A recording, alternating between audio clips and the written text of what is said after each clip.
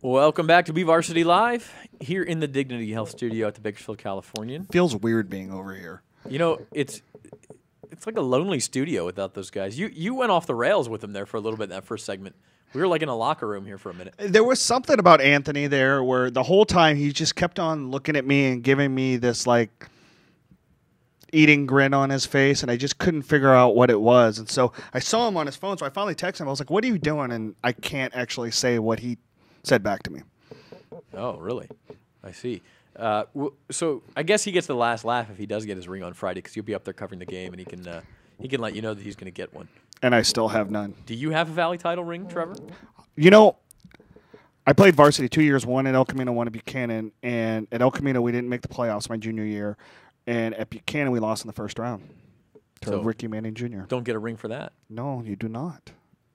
So anyway, we have predictions to get to for these Valley Championship games. We also have some video packages. You've been out to both schools this week to shoot these videos, which we'll show in a second. But first off, what's the attitude at the practices? I mean, obviously at this point, everybody's pretty confident. But what sense do you get from these teams? Business as usual. I think these are two programs, and I think what you see out of Brian Nixon and what you see out of Dennis Manning are two coaches that know how to win and have put together a winning mentality with these programs. And so I don't think that, the practice you see in August is the same practice that you see now. It's the same mentality, same structure, everything. And if it's not that way, you don't get to this point. Frankly. Exactly. Yeah.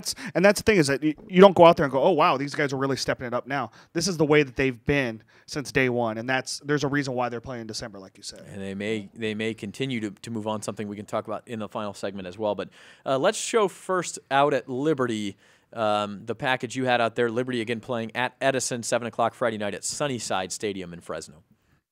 For our program and for our kids, our coaching staff, our administrations, everybody's really excited about being in the Valley Finals. I mean, you get to play football in December. How can you not be excited about that? So, that's one of the things we've talked about since January is we want to be playing football in December, and we're here doing it, and we're pretty excited about it. We go up there and we do what we do and come out ready to go and play at our speed. Then I know we'll be ready to go and get the win. But if we come out lax in the first half and let them be on the board first, then I mean, yeah, it's going to be a tough battle to get back. But we got to come out strong. And as one of the underclassmen, what does it mean to you to play well for the seniors, knowing that if you guys don't beat Edison, that's it for them? Yeah, we talk about it all the time, not to let our seniors down, not to let our brothers down. I mean, it's a big thing for me being here 2 years. I mean, last year losing in the second round, being as far as major, and I don't want to let my brothers down that I've been with for a year already. So I mean, being in this position is a great feeling. I don't want to let them down. What's your case for saying, yeah, we deserve to go? I'll say that we've been fighting, and then we had a great season, and we just finished it out strong. It's a big thing because we went to Hume Lake as a team. We made a bond. We're brothers, and I just want to go out there and perform with my brothers and get a Valley ring ultimately. I've talked continually over the year, and the running joke was, well, you saw a different team this week, Trevor. What has it been since that Arroyo Grande loss? Since the last time you guys, walked away without a smile on your face, what's been the biggest difference for this team since then? I think our biggest change since that Rio Grande game was probably consistency. And that was one thing we talked about in our bye week. We have to be a consistent football team with everything that we do, be it at stretches and agilities, be it weight room, be it how we eat. Whatever it is, we have to be consistent. And if we're consistent, we'll be able to play a lot better. It means the world to us. We worked so hard since the beginning of the year to get to this point, and beating BHS when it said it couldn't be done back to back. I mean, that's the best feeling in the world, to beat the defending state champions. I mean, to come out and play with that type of the speed and dominance and just come out ready to go. I mean, we gotta bring it this game, and hopefully we'll get the win. A month ago, Anthony Mariscal was on BVarsity Live, and he said, "You're the slowest man alive, but when it comes to big plays, you become a speedster." Now is your chance to get Anthony back for this on record. Have you thought about that over the last month, and how do you feel? I haven't really thought about that. It was kind of a low blow at the time, but Anthony's my buddy. We just laughed it off. It's kind of a team joke. They have so many easygoing guys on that team that you have a hard time thinking that they're going to get too hyped or nervous about this game or anything like that. And it feels like they've all just kind of been there before, even though Braylon's never been there before. Anthony hasn't played in a section title game, but they are a very poised team, and you could tell why. You see some of them, like with Barnes getting an offer, Braylon Scott getting an offer from Colorado State, which will be interesting to see what happens with that. Jim McElwain interested in the possibly Florida going job. to the Florida job, and then obviously Anthony going to Arizona, and Stavros getting looks and getting that preferred walk-on offer from Washington. So it'll be interesting to see what they can do tomorrow night, because that Edison team is a very poised team also. Well, I mean, that's the thing, is that you can talk about the confidence and the talent and the determination of this Liberty team, and everything you say is true of Edison also. I mean, they have tremendous talent. Hunter Swearingen, their quarterback, A.J. Greeley, Tyler Horton, Kai Williams. I mean, all these guys are elite talents for Edison. They're Division I college recruits as well, and they also have a good coach in Matt Johnson, who's taken that program and kind of turned it from the underachieving, talented but never quite gets it all together team to a team that truly is a Valley title threat. Edison won a D2 title a couple years ago. Actually came down and beat Frontier at Frontier for the D2 title, and I believe that was in 2009.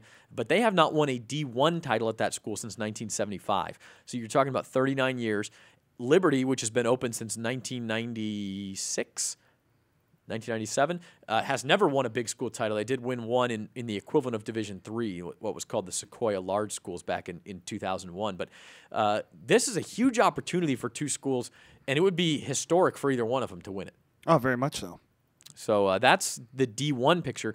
The D2 picture, it's not at all like that. It's teams that have won section titles very recently. Dinuba beat Ridgeview last year for the D3 title. Ridgeview beat Dinuba 2 years ago for the D3 title. Now they're playing in D2, so it will be historic in the fact that one of them will win the school's first Division II title.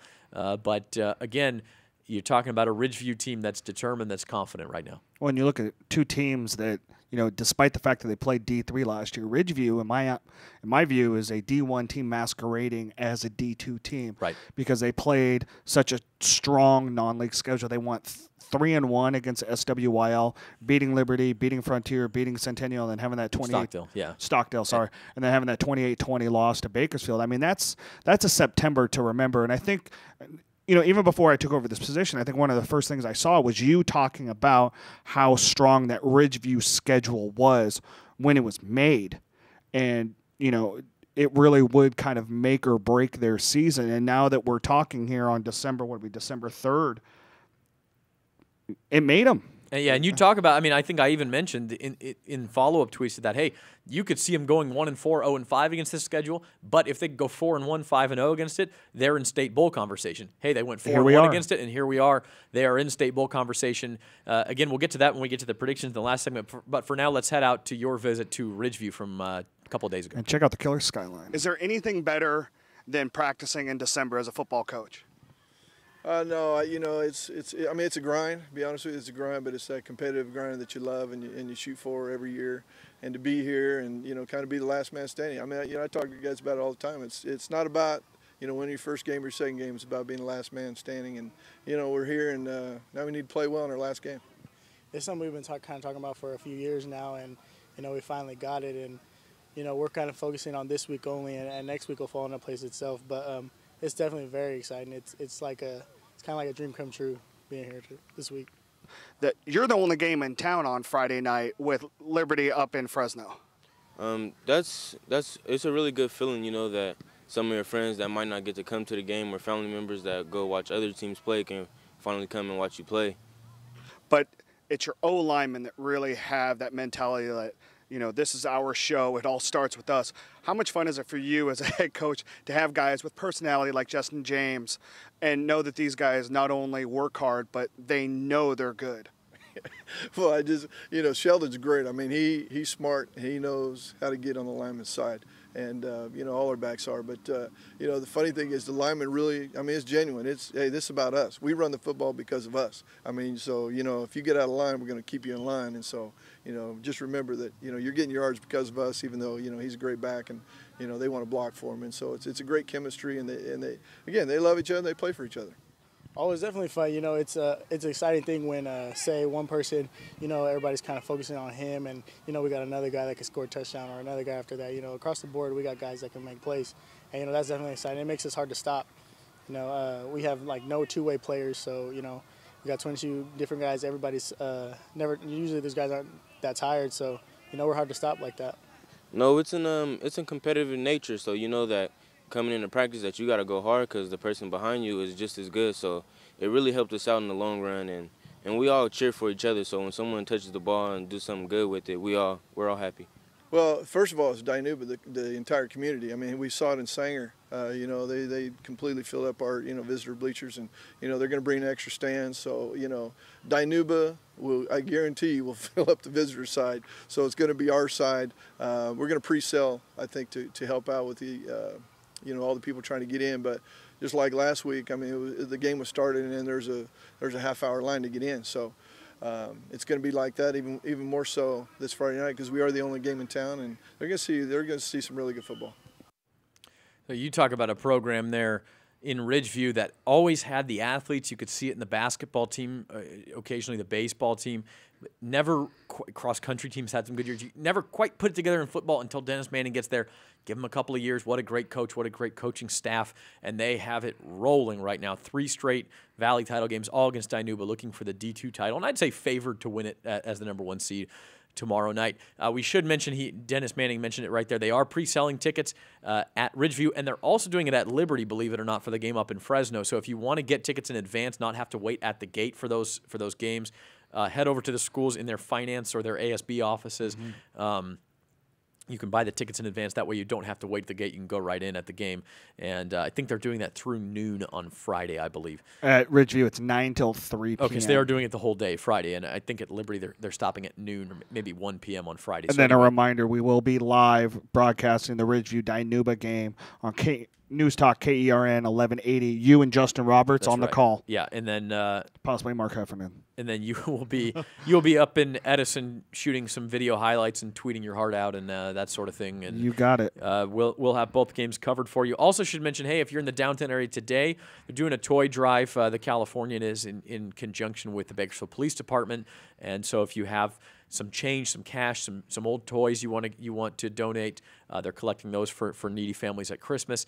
Also, should mention, housekeeping note, volleyball all-star game, the Kern High School District's first one tomorrow at 6 o'clock out at Frontier. And if you get there early at 5:30, the fun's really going to start then. They're actually going to bring out a radar gun for a hitting competition. So if you want to see exactly how hard players like Destiny July and Reynolds won't be there because she's not a senior, but you'll probably have Savannah Smith out there. You'll have Lauren Klein out there. It's going to be a lot of fun. Got a running bet with a fellow coach to see exactly how hard Destiny can hit. So it'll be I'll be out there with the video, and so it'll be a lot of fun out there tomorrow night. And that'll be at Frontier High School. Yeah, Frontier starting at 6 o'clock, and again, the festivities start at 5:30. One other thing, too, we will still have game night tomorrow night starting at 7:30. Friday. It's only Wednesday. It is only Wednesday. Yeah. We're counting down the days to this Valley title game. Well, I'm so used to us being on Thursday, but tomorrow, what is live tomorrow night is the Bakersfield Christmas Parade. You can catch live on Bakersfield.com, and that also begins at 6 o'clock. So that'll be live on Bakersfield.com. If you're not out at the volleyball, or even if you are and you want to catch the parade on your phone, your mobile device, you can do that. We're going to come right back with these long-awaited predictions of all 5 Valley Championship games. We'll take our last break and be right back with you on BVarsity Live.